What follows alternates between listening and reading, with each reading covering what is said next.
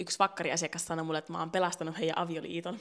Moi, mä oon Katri ja mä oon ammattisiivoojana Kotovalla. Seuraavaksi mä vastaan muutamaan siivousaiheeseen kyssäriin. Mikä on sun paras vinkki nopeaan, mutta tehokkaaseen siivoukseen? No lyhyesti ja ytimekkäästi, niin hyvä imuri.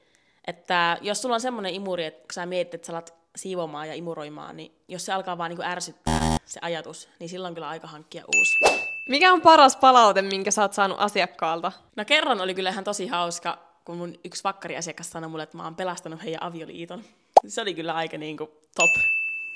Mikä on sun mielestä yleisin virhe, minkä ihmiset tekee kodin siivouksessa? No ekana tulee mieleen, että ei ole erikseen värikoodattu liinoja esimerkiksi keittiöön ja vessaan. Ja aineisiin liittyen, niin monesti käytetään ehkä liikaa aineita tai ainetta laitetaan liikaa.